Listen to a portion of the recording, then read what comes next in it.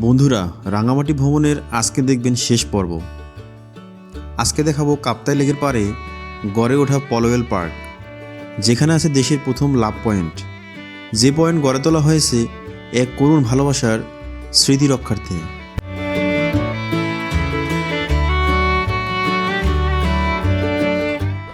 বন্ধুরা, আজকে আমাদের লাস্ট স্পট হচ্ছে এই পলওয়েল পার্ক। পলওয়েল পার্ক রাঙামাটি জেলা পুলিশের তত্ত্বাবধানে তৈরি করা হয়েছে।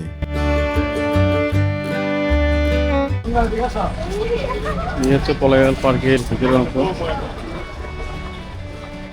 এখানে কিন্তু কটেজ আছে, তাহলে কিন্তু এগুলো থাকতে পারবেন। সবার ছবি তোলার যে আকর্ষণীয় স্থান।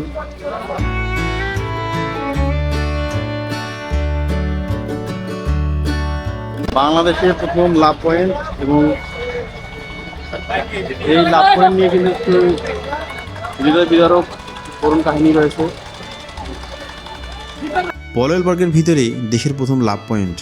এই লাভ পয়েন্ট এক করুণ প্রেমের কাহিনীর স্মরণে তৈরি করা হয়েছে।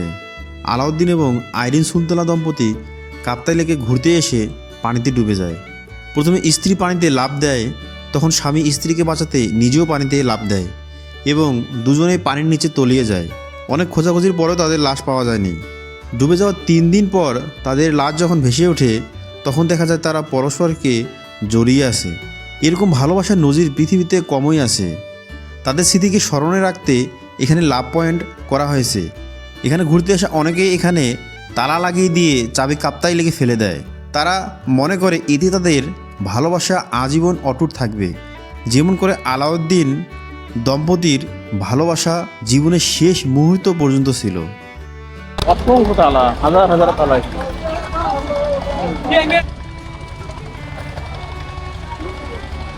এই পলওয়েল পার্কের ভিতরে একটি কিন্তু নাট্যমহল দেখা যাচ্ছে, এবং এটার ভিতরে বসার জন্য গ্যালারি করা হয়েছে।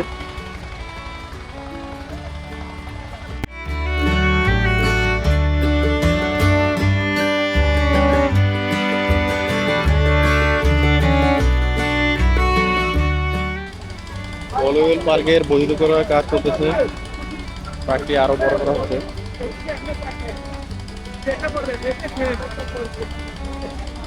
এবং এখানে কিন্তু একটা ঝুলন্ত ব্রিজ আছে।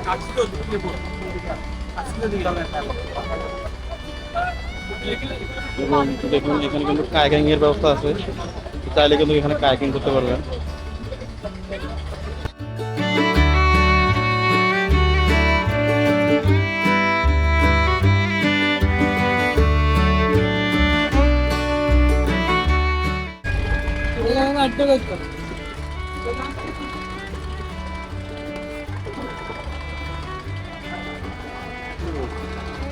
সুন্দর একটা ভিউ পয়েন্ট।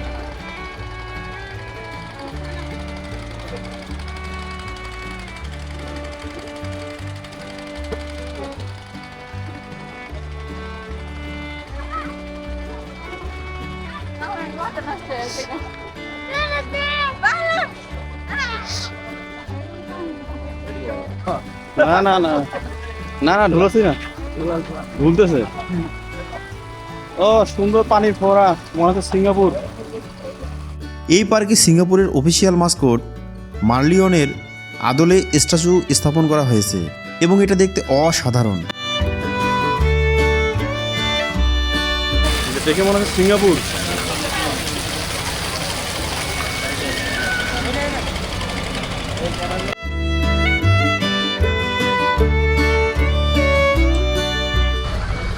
এগুলো হচ্ছে কটেজ। এই কটেজগুলো থেকে কিন্তু সুন্দর এখানে ভিউ পাওয়া যায়।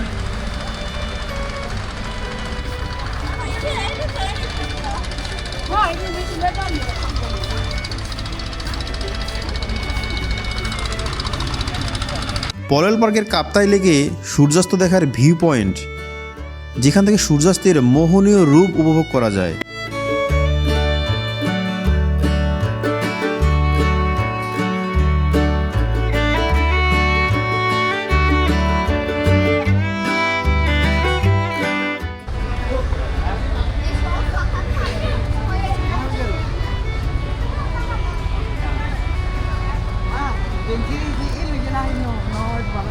এই পাহাড়ের উপরে সুন্দর বসার জায়গা, অনেক সুন্দর। এই পাহাড়ের উপরে এই ভিউ পয়েন্টটা থেকে কাপ্তাই লেকটাকে আরও অনেক সুন্দর এবং মোহনীয় লাগতেছে।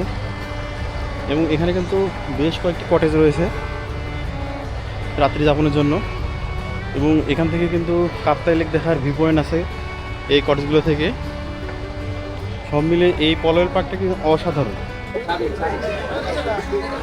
ও সুন্দর একটা ফুচকা এবং চটপটির দোকান।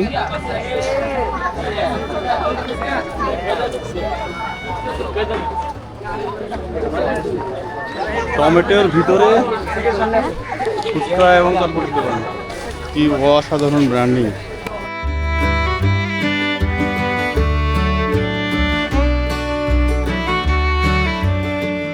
পাহাড়ি বধূ কলস থেকে পানি ঢেলে দিচ্ছে, অসাধারণ ভাস্কর্য।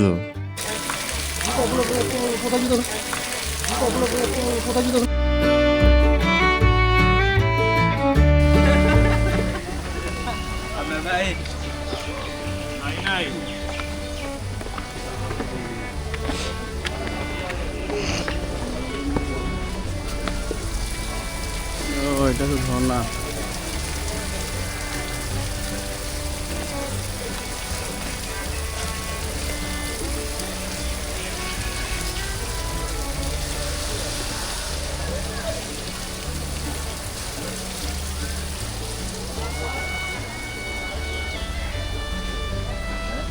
এই পলয়েল পার্কটি মোটামুটি বড় এবং সুন্দর পরিপাটি করে সাজানো গোছানো। নামাজ পড়ার জন্য একটা মসজিদ আছে, পলয়েল পার্ক জামা মসজিদ। পার্কের ভিতরে মসজিদটি অসাধারণ সুন্দর করে তৈরি করা হয়েছে।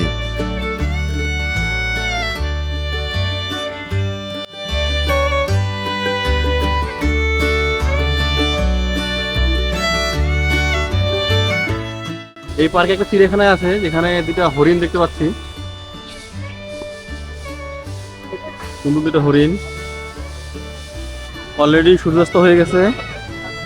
সূর্যাস্তর পরে কাপ্তাই লেকের এই অবস্থা।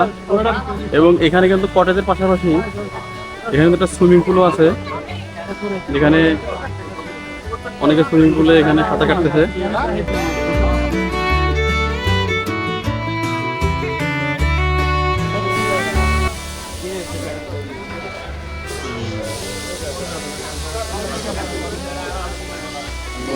এখানে আবার ঢিকি রাখা হয়েছে বাংলার চিরাচরিত।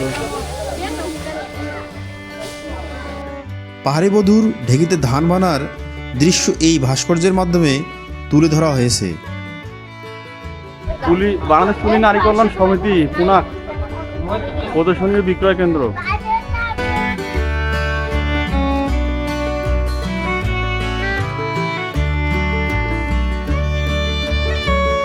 এটা কি মানে পুলিশের নারী কল্যাণ বলতে কি পুলিশ সদস্যরা কি তৈরি করে এসব কিছু? তাহলে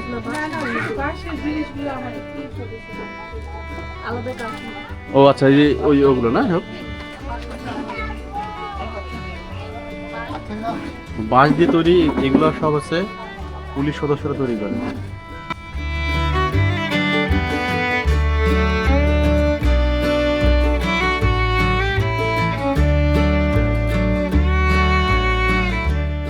এইটা হচ্ছে পলয়েল পার্কের বাহির পথ।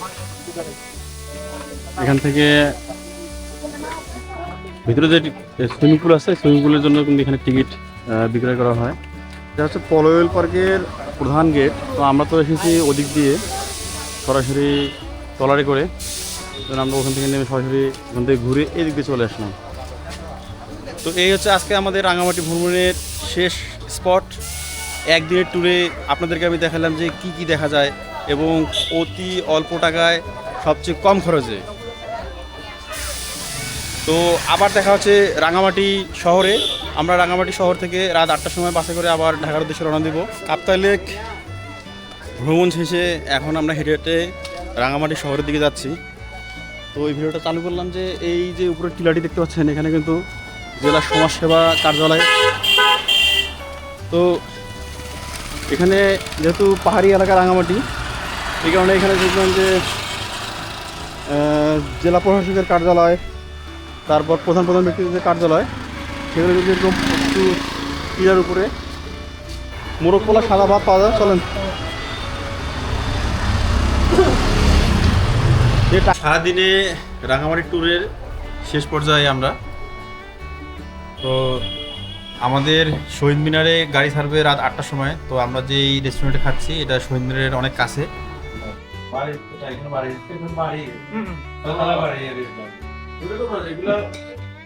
তো রাতের খাবারে আজকে আমাদের মেনু হচ্ছে মুরগি, দেখুন কত বড় পিস, তারপরে ভর্তা আছে, ডাল আছে।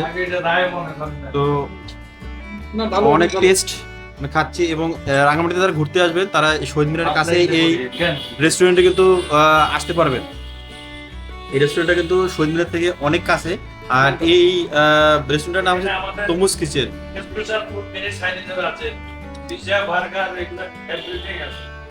তো এখানে কিন্তু আপনি পিৎজা আছে, বার্গার আছে, চাইনিজ আছে, মানে অনেক কিছু আইটেম আছে। আপনারা এখানে এসে কিন্তু খেতে পারবেন। তো আমরা খাচ্ছি, আমি, তৌহিদ, তারপর মাহমুদ ভাই একাই পুরো একটা টেবিল দখল করেছে। তো সে অনেক মজা করে খাচ্ছে। তো এই অনেক সুন্দর, তো অনেক টেস্ট। দেখি একটু খাই দেখি। আসলে অনেক টেস্ট এবং দাম কিন্তু হচ্ছে রিজনেবল, যা আমার অনেক বেশি দাম এরকম না, রিজনেবল প্রাইস। বন্ধুরা, এখন দাঁড়িয়ে আছি কাপ্তাই লেকের পাশে রাঙামাটি শহীদ মিনারের সামনে, যেখান থেকে আমাদের সকালে আমাদের আজকের কাপ্তাই লেকের যে জার্নি, কাপ্তাই লেকের যে আমাদের ভ্রমণ, সেটা কিন্তু এখান থেকে শুরু হয়েছিল।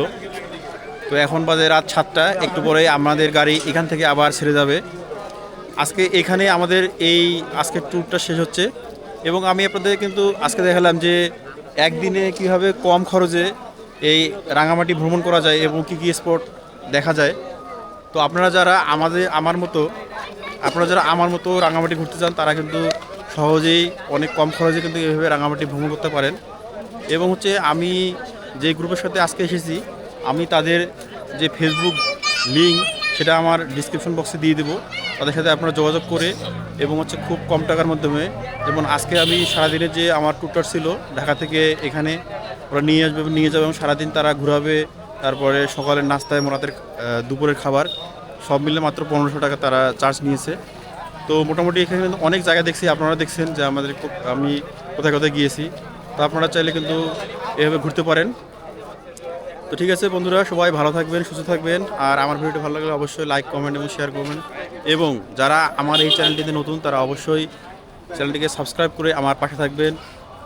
সবাই ভালো থাকবেন, সুস্থ থাকবেন। আল্লাহ হাফেজ।